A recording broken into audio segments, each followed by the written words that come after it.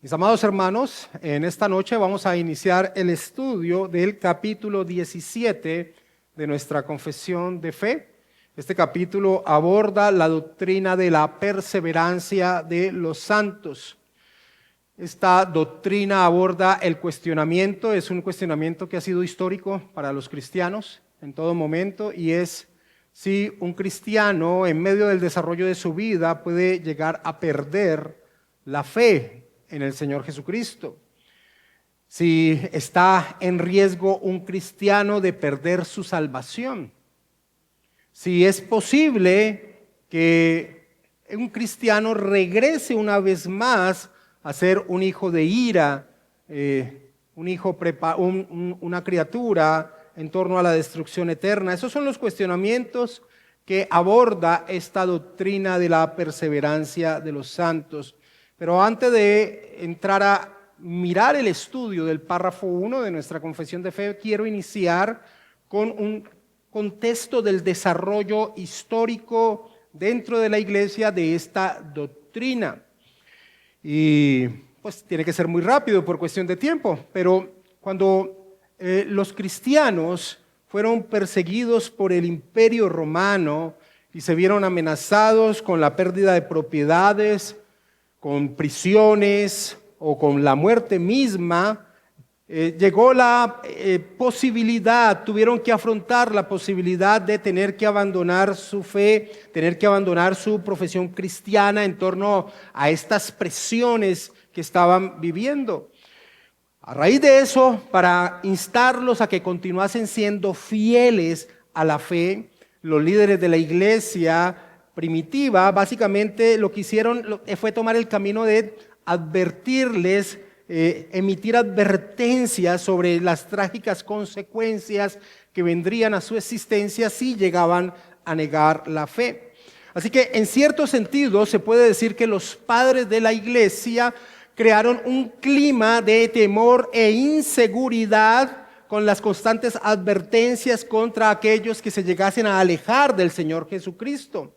El razonamiento que tenían era que si se podía mantener a los creyentes en un estado de preocupación, en un estado de duda, entonces sería menos probable que se alejaran de la fe.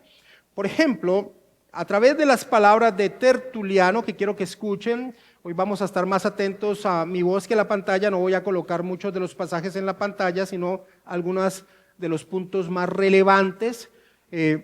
Quiero que estén atentos a lo que Tertuliano, por ejemplo, expresaba en torno a estas advertencias que hacía a los cristianos en medio de este contexto. Tertuliano decía: debemos andar con tal santidad y tal certeza de fe que estemos confiados y seguros respecto de nuestra propia conciencia, deseando que permanezca en nosotros hasta el fin. Sin embargo, no debemos ser presuntuosos de que así será, porque el que presume siente menos aprensión. El que siente menos aprensión toma menos precauciones. El que toma menos precauciones corre más riesgos. Pero el temor es el fundamento de la salvación, mientras que la presunción es un impedimento para el temor. Es por tanto más útil tener temor de que posiblemente podamos fallar que ser presuntuosos de que no podamos. Porque la aprehensión nos llevará al temor, el temor a la precaución y la precaución a la salvación. Por otro lado, si somos presuntuosos, no habrá temor ni precaución para salvarnos. Cuando habla de presuntuosos, Tertuliano está enfocándose en el hecho de que un cristiano nunca podría llegar a perder la salvación. Ellos querían crear un ambiente de incertidumbre para que el cristiano estuviese vigilante en medio de las presiones que se tenían. Aún Agustín de Hipona, quien va a formular la doctrina de la perseverancia de los santos, a pesar de que va a formular la doctrina, va a advertir que un cristiano no podría estar seguro en su vida si tenía el don de la perseverancia. Agustín enseñó lo siguiente, él dijo: la perseverancia con la que perseveramos en Cristo hasta el fin es el don de Dios. Cuando se les concede ese don de Dios, de que se ve suficientemente claro que es un Dios, que es un don, ya que se lo pedimos, ninguno de los santos dejará de mantener su perseverancia en la santidad hasta el fin. Así como Dios obra para que vayamos a Él, así también obra para que no nos apartemos de Él. Así por la obra de Dios somos llamados a permanecer en Cristo con Dios. Así es por la mano de Dios, no por la nuestra, que no nos apartamos de Dios. Y uno dice, tremendo, así es. Pero añadió lo siguiente: hasta que la vida de uno termina, existe peligro de caer. Por lo tanto, es incierto si alguien ha recibido este don mientras todavía está vivo. Porque si cae antes de morir, por supuesto se dice que no ha perseverado. Y eso es muy cierto. ¿Cómo entonces se puede decir que han recibido o han tenido perseverancia quien no ha perseverado?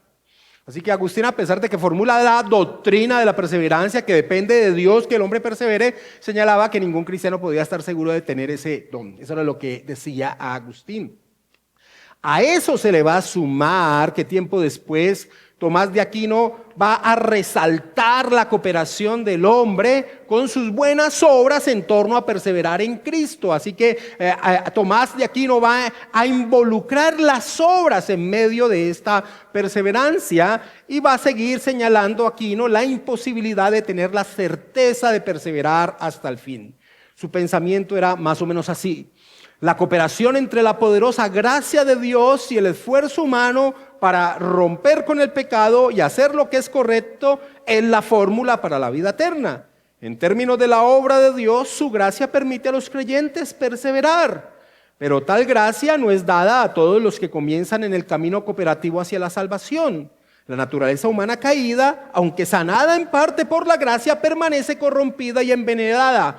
Por lo tanto, la certeza de la perseverancia no es posible ni siquiera para los seres humanos redimidos, pues son aún pecadores.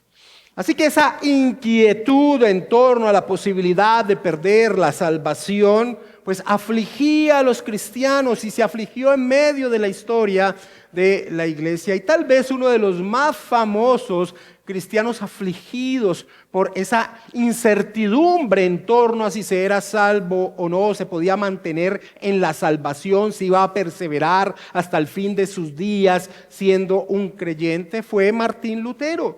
Martín Lutero, quien enseñado por la iglesia a vivir bajo esa incertidumbre de la salvación particular y que podría llegar a perseverar hasta sus últimos días, era un hombre atormentado al ver su pecaminosidad. Por eso Lutero, cuando por medio de las Escrituras encontró la verdad de la certeza de la salvación, la cual la salvación no podía perderse en un creyente, expresó lo siguiente: Dios podría ser el más tonto de todos los seres si hubiera dado a su Hijo las Escrituras y los profetas, y a pesar de estos dones, quisiera que permaneciéramos inseguros en duda acerca de nuestra salvación. Esta noción es una obra del diablo. Su propósito es convertirnos en incrédulos y escépticos. Ciertamente, no hay razón para que pensemos que Dios se complace con esa duda y desconfianza en nosotros.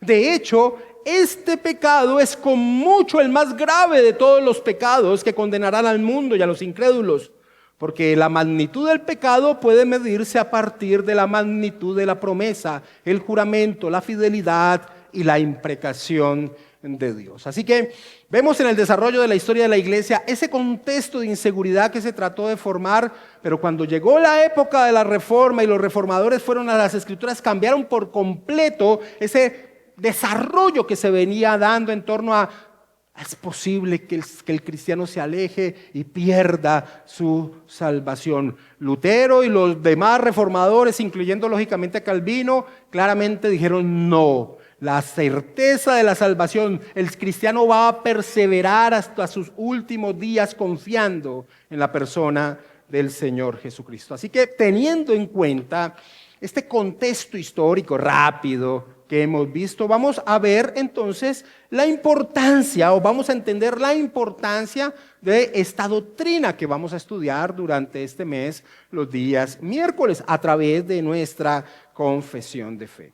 Vayamos a leer entonces el capítulo 17 de nuestra confesión, el párrafo 1, que es el párrafo que vamos a estudiar en esta noche.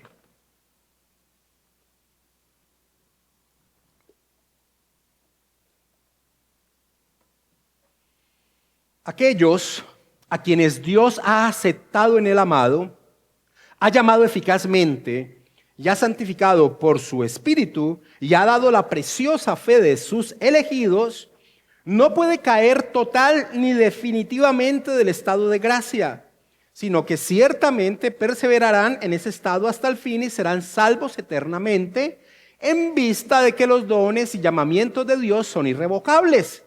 De ahí que Él todavía engendra y alimenta en ellos la fe, el arrepentimiento, el amor, el gozo, la esperanza y todas las virtudes del Espíritu para inmortalidad. Aunque muchas tormentas e inundaciones se levanten contra ellos y los azoten, aún así nunca podrán arrancarlos de ese fundamento y roca sobre el cual están sujetados firmemente por la fe. A pesar de que por medio de la incredulidad y las tentaciones de Satanás, la visión perceptible de la luz y el amor de Dios puede que les sea nublada y oscurecida por un tiempo. Aún así, Él sigue siendo el mismo y ellos estarán seguros de que serán guardados por el poder de Dios para la salvación, donde gozarán de su posesión adquirida al estar ellos grabados en la palma de sus manos y sus nombres haber sido escritos en el libro de la vida desde toda la eternidad. Es un párrafo tremendamente redactado, muy profundo. Así que este párrafo del capítulo 17 básicamente lo que hace es explicar la doctrina. Lo que hace es explicar la doctrina. La palabra perseverancia en un diccionario de la lengua española da su significado como perseverancia es mantenerse firme y constante en una manera de ser o de obrar. Mantenerse firme, perseverar es mantenerse firme, mantenerse constante en una manera de ser o de obrar. Y por eso este párrafo 1 de nuestra confesión, para explicarnos la doctrina de la perseverancia de los santos, va a señalar, y es por eso es tan amplia, va a señalar quiénes son los sujetos que perseveran, quiénes son aquellos que perseveran, en qué y por qué perseveran, los obstáculos de la perseverancia, pero la seguridad de que perseverarán. Eso es lo que hace, así está dividido este párrafo 1. De allí la extensión que tiene el párrafo, es un párrafo bien largo. Así que iniciemos como inicia nuestro párrafo, señalando quiénes son los que perseveran. Y el párrafo inicia exponiendo las características que señalan la identidad de aquellos que perseveran. Dice al principio de nuestro párrafo, aquellos quienes Dios ha aceptado en el amado, esa es la primera característica de su identidad, ha llamado eficazmente, ha santificado por su Espíritu y ha dado la preciosa fe de sus elegidos. 4 características que identifican a aquellos que perseveran, que perseverarán en la fe. La primera característica que señala es que los que perseveran son aquellos a quienes Dios ha aceptado en el amado. Ha aceptado en el amado. Y es que, amados hermanos, todo lo que puede recibir una criatura, todo lo que puede recibir el hombre solamente se da en torno a su unión con el Señor Jesucristo. Porque el Señor Jesucristo es el único hombre merecedor de toda recompensa. Quiero que, por favor, vayamos a las Biblias, a Efesios capítulo 1, y si tienes un resaltador o un lapicero y no tienes resaltado los énfasis que voy a hacer en la lectura, los hagas, porque el apóstol Pablo allí en Efesios capítulo 1 va a exponer precisamente esto que inicia señalando nuestro párrafo 1 de este capítulo 17 en torno a la perseverancia de los santos. Que todo aquello que el hombre redimido pueda recibir se debe a su unión en torno a la persona y obra de nuestro Señor Jesucristo. En Efesios capítulo 1, versículo 3 al 14 es un pasaje demasiado conocido, demasiado trabajado, porque básicamente el apóstol Pablo expone el plan eterno de redención. Eso es lo que hace allí el apóstol Pablo. Y algunas veces que lo hemos leído, hemos enfatizado que Pablo expone, digámoslo así, las acciones de cada una de las personas de la Trinidad en favor de aquellos que van a ser salvos. Pero aquí lo que voy a hacer énfasis de este versículo 3 al 14 es cómo muestra el apóstol Pablo que si el creyente, que si el cristiano recibe algo es en torno a su unión existencial con el Señor Jesucristo. Iniciamos leyendo, dice, bendito sea el Dios, Efesios 1:3, bendito sea el Dios y Padre de nuestro Señor Jesucristo, que nos bendijo con toda bendición espiritual en los lugares celestiales en Cristo, según nos escogió en Él antes de la fundación del mundo, para que fuésemos santos y sin manchas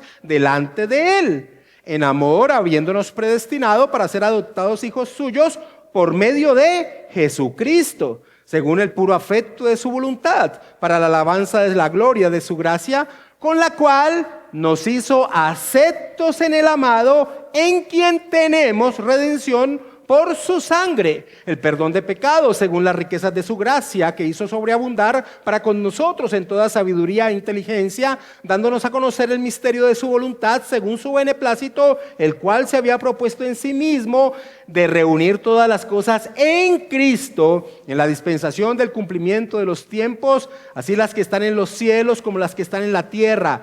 En Él, asimismo, tuvimos herencia, habiendo sido predestinados conforme al propósito del que hace todas las cosas según el designio de su voluntad, a fin de que seamos para la alabanza de su gloria, nosotros los que primeramente esperábamos en Cristo. En Él también vosotros, habiendo oído la palabra de verdad del evangelio de vuestra salvación, y habiendo creído en Él, fuisteis sellados con el Espíritu Santo de la promesa, que es las arras de nuestra herencia, hasta la redención de la posesión adquirida para alabanza de su gloria. Así que en 12 versículos el apóstol Pablo, por lo menos en 11 veces, expresa que las gloriosas riquezas que recibimos se debe a nuestro Señor Jesucristo. Y esto es precisamente lo que inicia enfatizando, señalando nuestro párrafo. Aquellos a quienes Dios ha aceptado en el amado.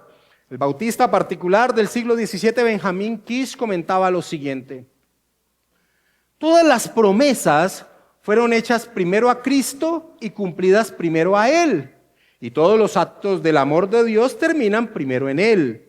Y vienen a nosotros a través de Él, quien nos ha hecho aceptos en el amado. Si el amor de Dios no hubiera estado fijado primero en Él, como mediador, nunca se nos habría dado. Todas las bendiciones del pacto están en Él. Bendito sea Dios Padre de nuestro Señor Jesucristo, que nos bendijo con toda bendición espiritual en los lugares celestiales en Cristo Jesús. Cristo, como nuestra cabeza, es el depósito o sede de todas nuestras bendiciones. Cristo es la joya, las riquezas, la suma de todas las cosas en el pacto, como vida, justicia, perdón, paz, etc. Y el que recibe esta joya recibe todas las cosas con Él, termina señalando Kitsch. De manera similar, el congregacionalista del siglo XVII, Thomas Goodwin, enfatizaba lo siguiente: cuando el apóstol Pablo dice, Dios nos ha aceptado así en el amado, no dice que esta aceptación de nosotros esté en la sangre del amado o en los méritos del amado. No ese es el fundamento. El fundamento es nuestra relación con su persona. Dios nos ha elegido en Él, señala Goodwin. Y eso es lo que expresamos, amados hermanos, cuando nosotros bajamos a las aguas por medio del bautismo, de la ordenanza del bautismo. Por medio de la ordenanza del bautismo, lo que nosotros estamos haciendo es expresando nuestra unión existencial con la persona del Señor Jesucristo. Esa es la representación, nuestra unión existencial. Estamos unidos existencialmente con Cristo.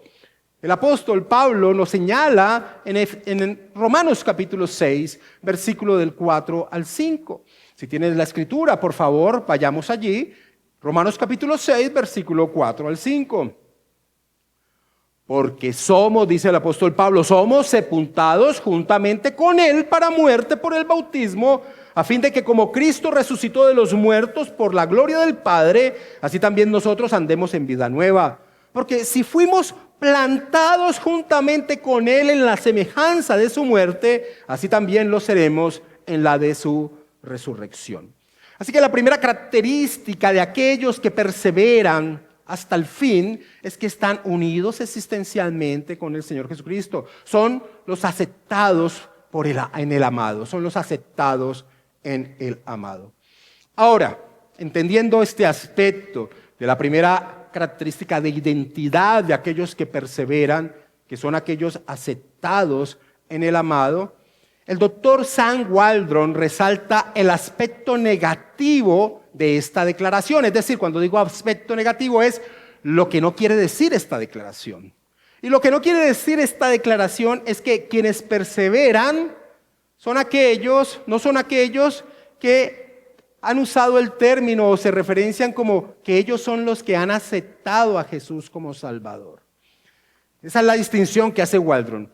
Quienes perseveran son los que Dios ha aceptado en el amado, no el que dice he aceptado a Jesús como Salvador. Eso es lo que expresa Waldron. No aquellos que, para usar el término moderno, dice Waldron, han aceptado a Jesús como su Salvador. El Señor Jesucristo dijo, vosotros no me elegisteis a mí, antes yo os he elegido a vosotros, les dijo el Señor Jesucristo a sus discípulos. Así que esa es la primera característica, y Waldron dice, no nos confundamos, no son aquellos que dicen, yo acepté a Jesús como mi Salvador. Una segunda característica de aquellos que perseveran es que son aquellos que Dios ha llamado eficazmente.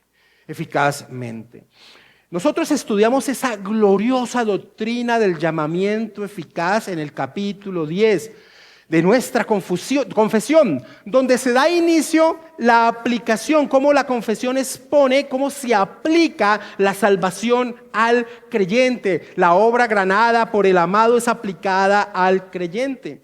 Aquellos que perseveran son aquellos que un día Dios abrió sus corazones para que estuviesen atentos al mensaje del Evangelio.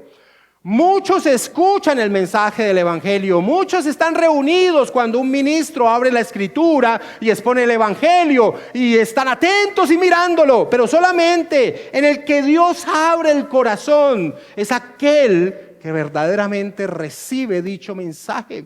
Son ellos, dice la confesión, son los llamados eficazmente aquellos que van a perseverar hasta el fin. El pasaje clásico, lógicamente, es el pasaje de Pablo en Filipos con Lidia, allí en Hechos capítulo 16, versículo 13 al 14. Y un día de reposo, dice Lucas, salimos fuera de la puerta junto al río, donde solía hacerse la oración, y sentándonos, hablamos a las mujeres que se habían reunido.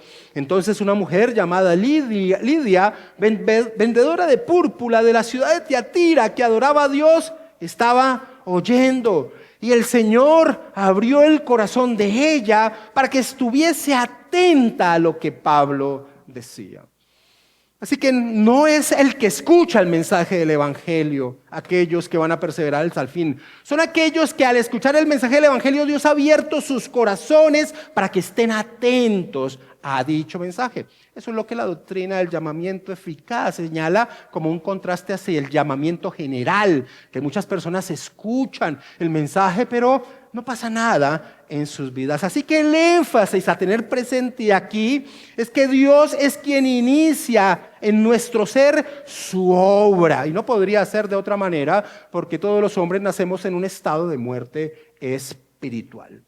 De allí que el doctor Waldron enfatice que no son aquellos que escuchan el Evangelio, el llamado externo, los que perseveran, sino los que ante la exposición del Evangelio Dios los llama eficazmente.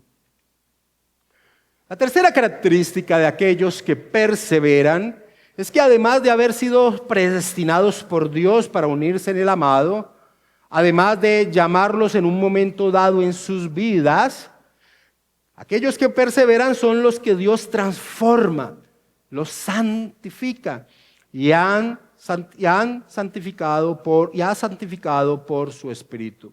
Es decir, sus vidas no son iguales ya no viven como eran antes, cambian dramáticamente. Ahora se vive en pos de la voluntad de Dios, han sido transformados.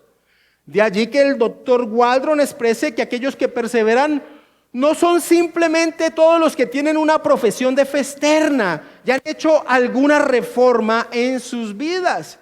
No, es el cambio de un hombre muerto a un hombre con vida espiritual, lo que hace manifiesto el aspecto de ese cambio es que el Espíritu Santo les sigue dando ese poder de ser transformados. Así que la tercera característica de aquellos que perseveran son aquellos que han sido santificados por Dios. La última característica que expresa nuestro párrafo es que aquellos que perseveran son aquellos que hacen parte de ese llamado eficaz. Son aquellos que han recibido la preciosa fe de sus elegidos. La preciosa fe de sus elegidos. Es decir, que tienen una convicción en su ser, una convicción en torno a la persona y obra del Señor Jesucristo. Una convicción, no que digan creer, es que viven su vida en torno a la persona y obra del Señor Jesucristo. De allí que el doctor Waldron exprese: no todos y cada tipo de creyente. No todos y cada tipo de creyente. Ahora, después de ver esto, las características que inicia diciendo el párrafo de aquellos que perseverarán, uno se pregunta, ¿por qué ese énfasis negativo de Waldron ante cada característica que el párrafo toca? Es muy importante y nos vamos a dar cuenta por qué. Él lo dice, leámoslo con sus palabras. Voy a leerlo, voy a resaltar algunos puntos allí. Dice Waldron: la perseverancia de los santos no significa que todo el que dice ser cristiano o incluso parece ser cristiano persevera. Solo los verdaderos santos perseverarán. Esta es la respuesta concluyente al argumento de la experiencia contra esta doctrina.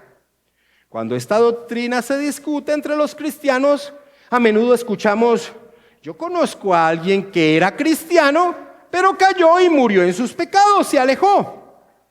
Dice Waldron: esta doctrina no es la doctrina de la perseverancia de todos los que dicen ser cristianos, ni de todos los que parecen ser cristianos.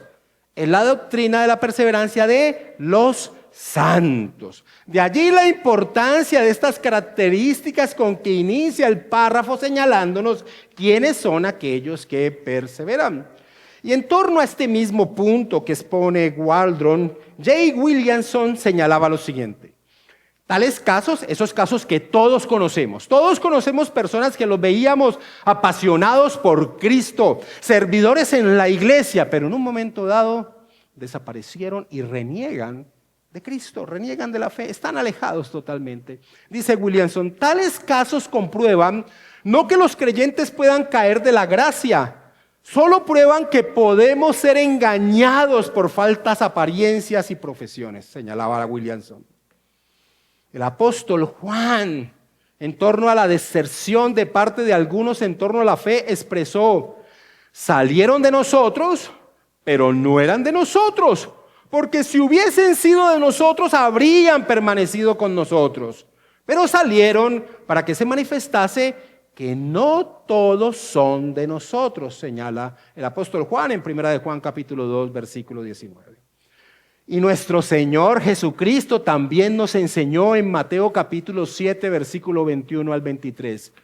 No todo el que me dice Señor, Señor entrará en el reino de los cielos, sino el que hace la voluntad de mi Padre que está en los cielos. Muchos me dirán en aquel día: Señor, Señor, ¿no profetizamos en tu nombre? Y en tu nombre echamos fuera muchos demonios, y en tu nombre hicimos muchos milagros. Y entonces les declararé: nunca os conocí, apartados de mí, hacedores de maldad. De allí la importancia entonces de que Waldron en cada una de estas características dijera: ojo, hay que puntualizar qué es lo que está diciendo cada uno de estos aspectos la confesión. Así que, ¿por qué es importante que la declaración de esta doctrina se inicie señalando que aquellos que perseveran son aquellos que son aceptos en el amado, es decir, han sido elegidos en Cristo. Ese llamado eficaz, ese aspecto de la santificación, ese aspecto de la fe verdadera. ¿Por qué es importante? ¿Por qué es importante, en otras palabras, que el párrafo inicie con lo que podríamos llamar el ordus salutis, el orden de la salvación? Porque, mis hermanos, al entender que la salvación es una determinación divina desde antes de la fundación del mundo, entonces es imposible que aquello que Dios ha determinado se vea frustrado. Y esa verdad en torno a la perseverancia de los santos es fundamental tenerla presente. Jane Renihan expresa: juntas, estas 4 realidades proporcionan una base sólida para la doctrina de la perseverancia. Se basa y fundamenta en el hecho de que Dios obra poderosa y verdaderamente en la vida de ciertas personas. Así que aquellos que perseverarán son los que son aceptos en el amado, son llamados eficazmente, han sido santificados y son santificados y poseen la preciosa fe de los elegidos. Así inicia nuestro párrafo. Después de ver quiénes son los que perseveran, veamos en qué es lo que perseveran. Ya vimos quiénes son los que perseveran, los que se mantienen firmes. Ahora veamos en qué perseveran y por qué pueden perseverar. El párrafo continúa diciendo que estos que han sido descritos no pueden caer total ni definitivamente del estado de gracia, sino que ciertamente perseverarán en este estado hasta el fin y serán salvos eternamente. La obra que Dios comienza, como lo hemos resaltado, no es dejada a medio camino. El apóstol Pablo, escribiéndole a los filipenses en este conocido pasaje de Filipenses 1:6, dice: estando persuadido de esto. Escucha, estas palabras tú las has escuchado 20,000 veces, pero a veces pasamos por alto todo lo que el apóstol Pablo señala allí. Pablo le escribe a los filipenses diciendo: estando persuadido de esto, que el que comenzó en vosotros la buena obra, la perfeccionará hasta el día de Jesucristo. El que comenzó en vosotros la buena obra, la perfeccionará hasta el día de Jesucristo. Calvino expresó: Él no es el guardián de nuestra salvación por un solo día o por unos pocos días, sino que se ocupará de ella hasta el final, de modo que nos conducirá, por así decirlo, desde el comienzo hasta el final de nuestro curso, señalaba Calvino. Dios lo inicia, Dios lo continuará hasta la segunda venida de nuestro Señor Jesucristo. ¿Qué más necesitamos de seguridad? Esta es una expresión apostólica. El apóstol Pablo está expresando esta realidad. Lo que Dios ha iniciado lo va a perfeccionar, lo va a cuidar, lo va a llevar hasta el día del retorno del Señor Jesucristo. Así que aquellos que perseveran, es decir, se mantienen firmes y constantes. ¿En qué? En el estado de gracia. En el estado de gracia. ¿Qué es el estado de gracia? ¿Qué es el estado de gracia? El estado de gracia se refiere a una posición o condición de favor y amor de Dios alcanzada a través de Jesucristo. El estado de gracia es lo contrario al estado de pecado y condenación en el que nace todo hombre. El estado de gracia es lo contrario al estado de condenación en el que nace todo hombre. Entrar en el estado de gracia significa pasar de ser de un enemigo de Dios bajo su ira a ser un hijo de Dios justificado y en paz con Él. Vayamos todos, por favor, a Romanos capítulo 5, versículo 1 al 2 y miremos las gloriosas palabras del apóstol Pablo de estar en este glorioso estado de gracia. Y mira cómo Pablo se expresa de los cristianos en este estado de gracia en Romanos capítulo 5. Pablo dice: justificados, pues, por la fe, tenemos paz para con Dios por medio de nuestro Señor Jesucristo, por quien también tenemos entrada por la fe a esta gracia en la cual estamos ¿qué? Firmes, y nos gloriamos en la esperanza de la gloria de Dios. ¿Es una gracia inestable? No. Estamos firmes, dice el apóstol Pablo. Hermanos, pon atención a esto que dice Jim Renihan, porque tiene una profundidad. O sea, lo que va a expresar Jim Renihan, a veces lo pasamos por alto, pero expone el glorioso estado en que ya estamos, en que ya nos encontramos. El estado de gracia, el estado de gracia. Renihan dice, no puede caer totalmente, esa expresión, no puede caer totalmente, dice Renihan, no puede caer totalmente, se refiere a la experiencia presente del pecado. Es decir, en esta vida los creyentes no pueden pecar y perder su salvación. La raíz del asunto permanece en ellos. La expresión no pueden definitivamente caer enseña que al final de sus vidas no pueden y no se encontrarán en una condición de caída. Cualesquiera que sean sus pecados, no resultarán en una separación final de Dios. La redacción es caída del estado de gracia. Esa frase está llena de significado importante. Regresa al contexto más amplio del estado de la humanidad. Lo que era verdad del hombre en la inocencia, es decir, recién creado Adán, era que Adán podía caer. Y en el estado de pecado, el hombre en pecado puede ser trasladado al estado de gracia. Adán podría caer y los pecadores pueden convertirse del pecado a la gracia. Pero mira, escucha. Y esta es la condición de aquellos que han sido aceptos en el amado, que han sido llamados eficazmente, que han sido santificados y que han recibido la fe de los elegidos. Pero una vez que el pecador es llevado al estado de gracia, su estado no puede cambiar. Dios mismo ha realizado esta gran obra. A veces no reflexionamos en eso. Y eso es maravilloso, eso es poderosísimo. Nuestro Señor Jesucristo expresó en Juan capítulo 5, versículo 24. De cierto os digo, el que oye mi palabra y crea al que me envió, tiene, no tendrá, tiene vida eterna y no vendrá a condenación, mas ha pasado, no pasará, mas ha pasado de muerte a vida.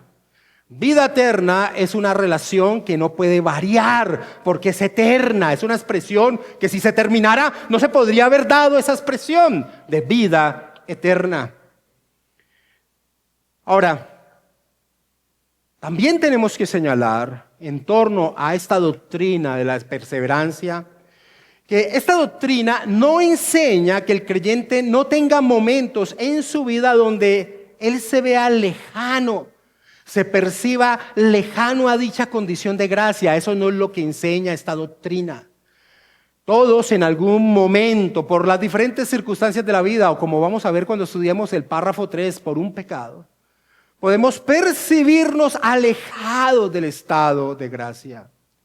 Pero como Joel Vicky expone, las palabras ni total ni definitivamente son importantes porque la confesión no niega que los creyentes pueden caer parcial o temporalmente, pero su fe no falla completa y permanentemente, termina diciendo Vicky.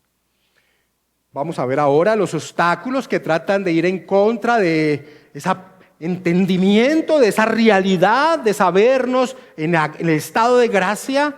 Cuando ya lo expresé, cuando estudiamos el párrafo 3, en torno a cómo el pecado puede también alejarnos, pareciera que estuviéramos lejanos del estado de gracia.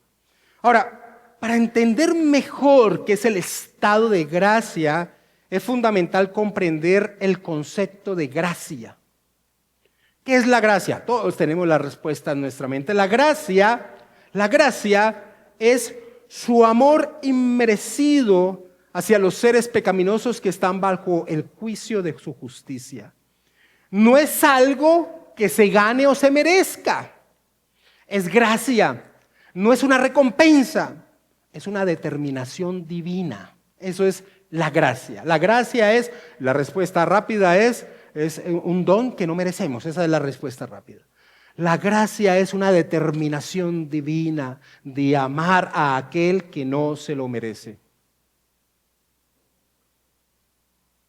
Ahora, Stephen Wellum comenta en torno a esto. Dice, en las Escrituras, la gracia involucra dos aspectos. Primero, es inmerecida. Y segundo, cuando actúan los pecadores es monergística. Es decir, es Dios quien lo hace. No hay algo que el hombre, no es sinergística, no es que el hombre colabore en alguito para que Dios entonces decida darle un amor. No es algo que no se merece el hombre. Ahora, entendiendo esto, nos preguntamos, ¿cómo puede una criatura perseverar en un acto que no se merece y que es de acción divina? Es decir, si la doctrina de la perseverancia de los santos señala que el cristiano que ha sido acepto en el amado, que ha sido llamado eficazmente, que ha sido santificado y que tiene la fe de los elegidos, significa que permanece para siempre en el estado de gracia.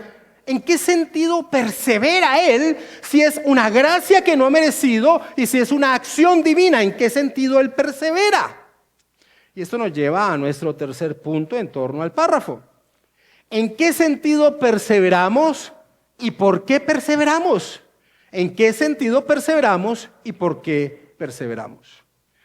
Podemos decir que perseveramos, o sea, porque se está señalando a nosotros. Hay muchos teólogos que les gusta no el término perseverancia, sino el término protección, protección divina, porque es Dios quien da la gracia y que hace que el creyente persevere.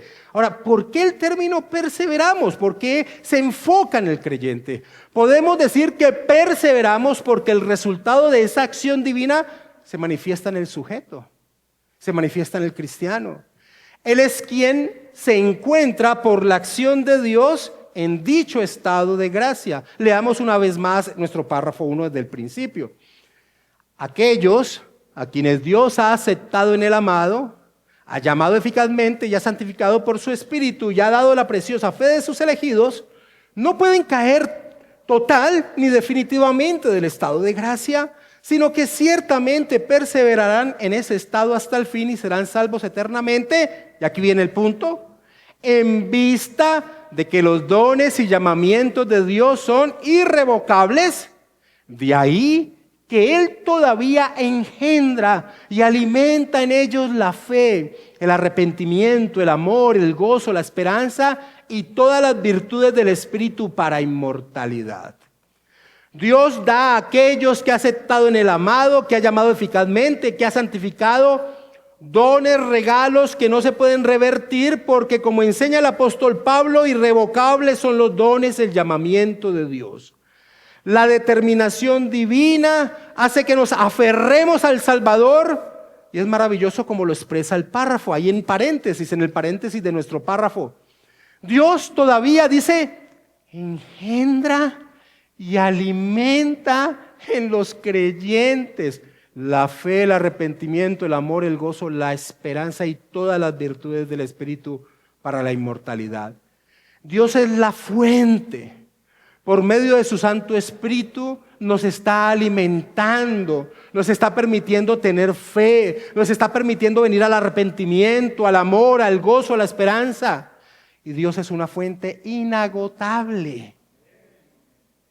Así que Dios es quien permite que nuestra vida sea una existencialmente unida, hermanos, a una persona que no hemos visto nunca.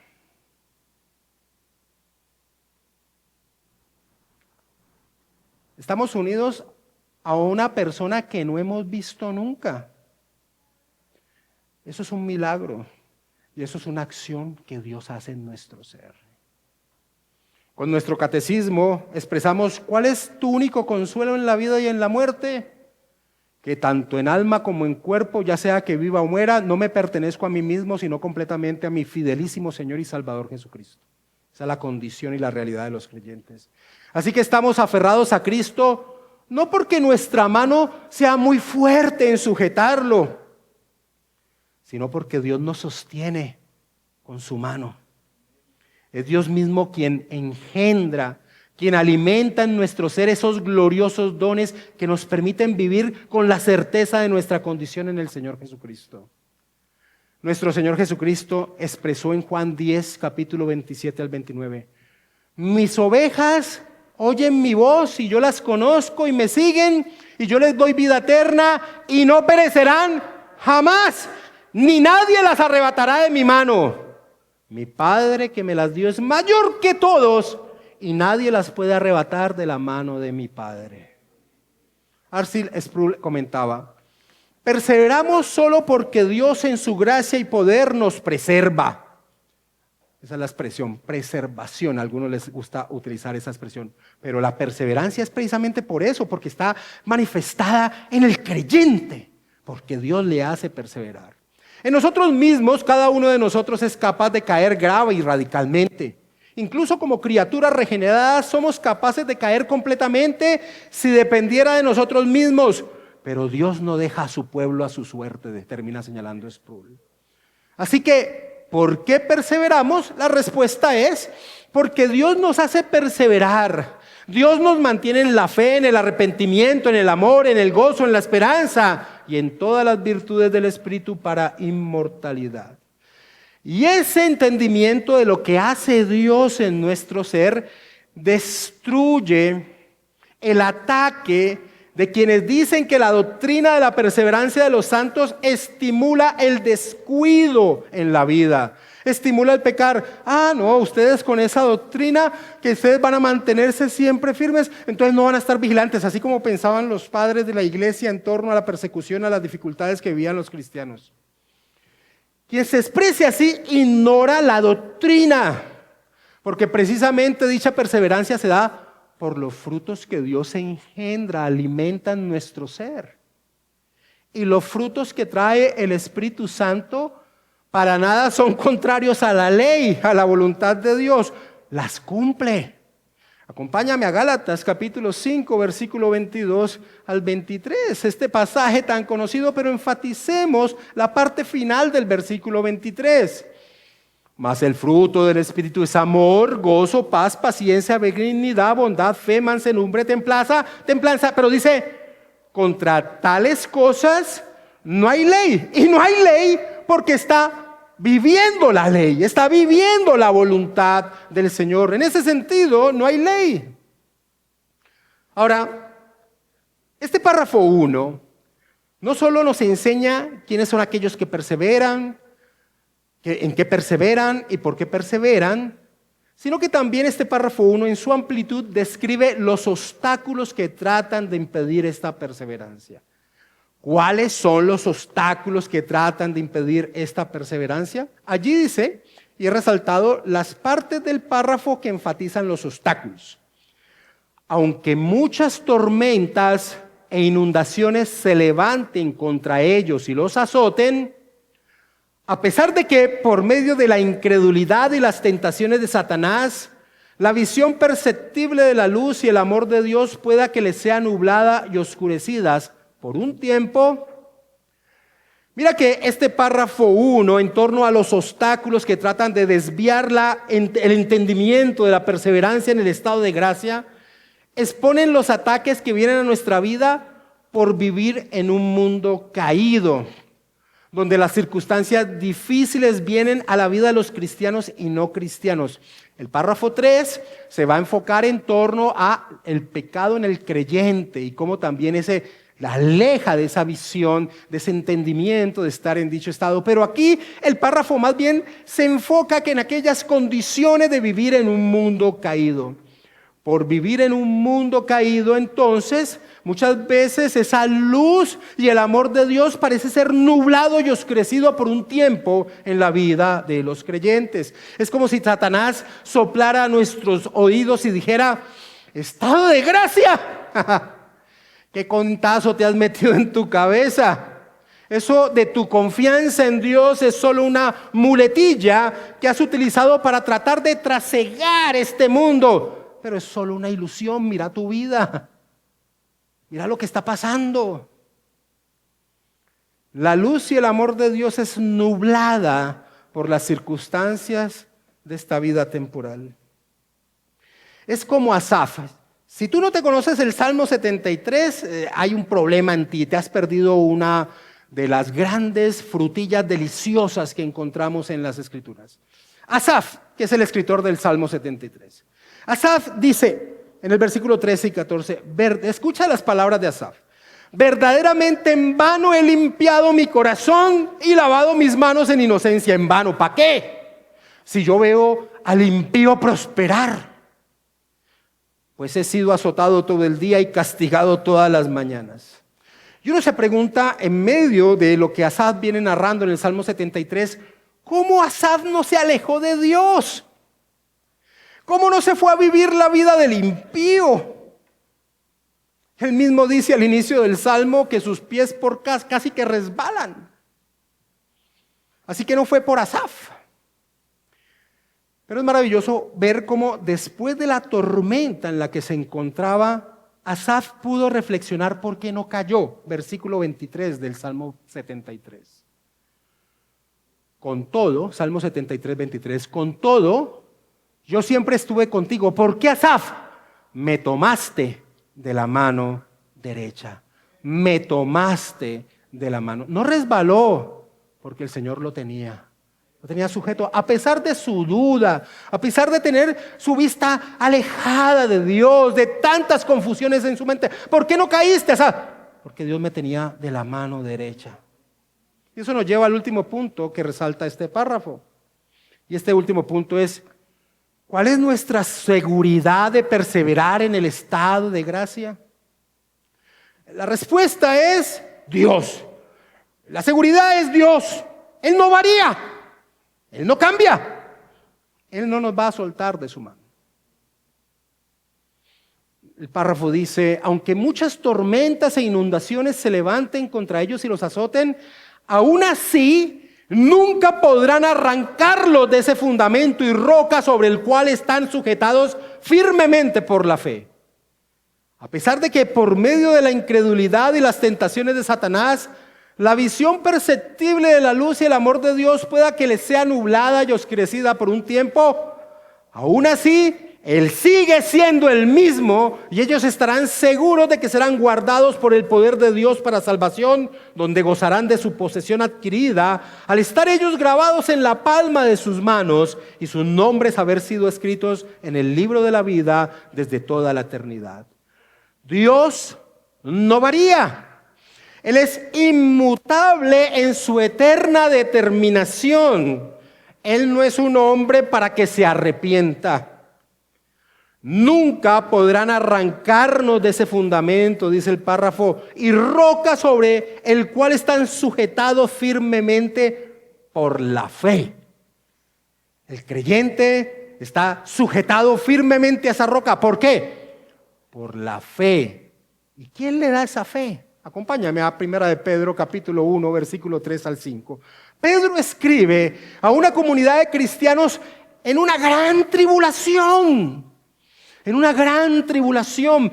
Pero mira lo que les dice el apóstol Pedro a estos cristianos en una gran tribulación. Cómo son protegidos, cómo son guardados de no desertar de su fe en el Señor.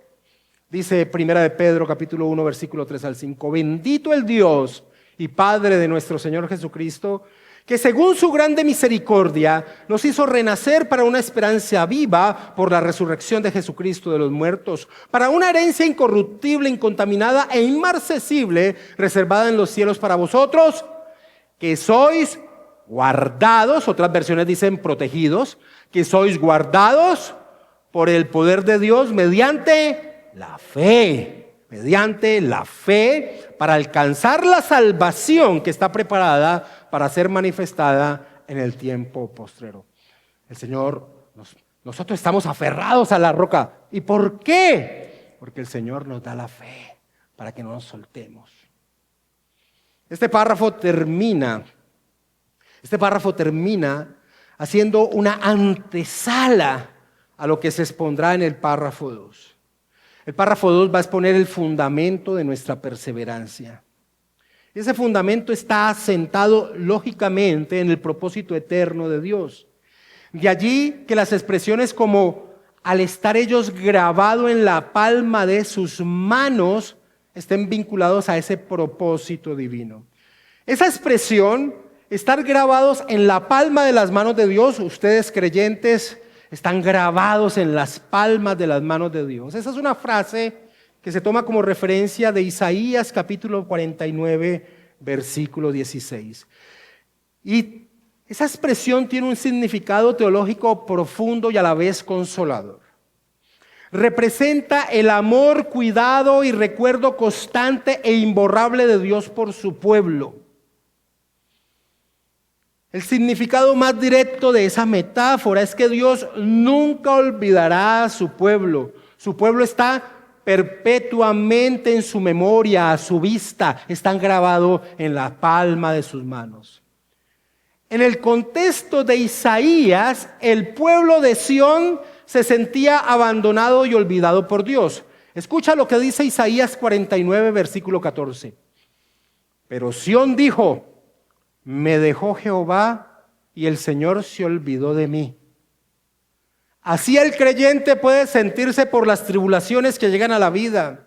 En esos momentos donde la visión perceptible de la luz y el amor de Dios pueden que le sea nublada y oscurecida por un tiempo, como dice el párrafo. La respuesta de Dios ante esa expresión de Isaías 49:14 es una de las seguridades más fuertes de toda la Escritura. Su amor y compromiso son más grandes que el de una madre con su hijo. Versículo 15 y 16 de Isaías 49. Dios responde hacia esa inquietud de Sión: me dejó Jehová, el Señor se olvidó de mí. Dios responde: ¿se olvidará la mujer de lo que dio a luz para dejar de compadecerse del hijo de su vientre? Y responde: aunque olvide ella, yo nunca me olvidaré de ti. He aquí que en las palmas de las manos te tengo esculpida, delante de mí están siempre tus muros. Matthew Henry comentaba: el que las haya puesto así como un sello sobre su brazo denota que las ha puesto como un sello sobre su corazón y que está siempre atento a ellas y a su interés. Mis hermanos, estar grabado nuestro nombre en las palmas del Omnipotente.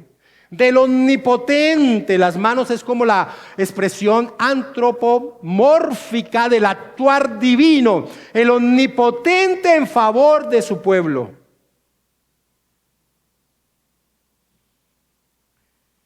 Y este párrafo termina diciendo: y sus nombres escritos en el libro de la vida desde toda la eternidad. ¿Quién frustrará los planes de Dios? ¿Qué mayor seguridad que esta? Sin duda los santos de Dios perseverarán en el estado de gracia, sin duda alguna. Terminemos, mis hermanos, leyendo una vez más el párrafo completo. Aquellos a quienes Dios ha aceptado en el amado, ha llamado eficazmente, y ha santificado por su Espíritu, y ha dado la preciosa fe de sus elegidos, no pueden caer total ni definitivamente del estado de gracia, sino que ciertamente perseverarán en ese estado hasta el fin y serán salvos eternamente, en vista de que los dones y el llamamiento de Dios son irrevocables. De ahí que Él todavía engendra y alimenta en ellos la fe, el arrepentimiento, el amor, el gozo, la esperanza y todas las virtudes del Espíritu para inmortalidad. Aunque muchas tormentas e inundaciones se levanten contra ellos y los azoten, aún así nunca podrán arrancarlos de ese fundamento y roca sobre el cual están sujetados firmemente por la fe. A pesar de que por medio de la incredulidad y las tentaciones de Satanás, la visión perceptible de la luz y el amor de Dios pueda que les sea nublada y oscurecida por un tiempo, aún así Él sigue siendo el mismo y ellos estarán seguros de que serán guardados por el poder de Dios para salvación, donde gozarán de su posesión adquirida al estar ellos grabados en la palma de sus manos y sus nombres haber sido escritos en el libro de la vida desde toda la eternidad. La doctrina de la perseverancia de los santos, mi amado hermano.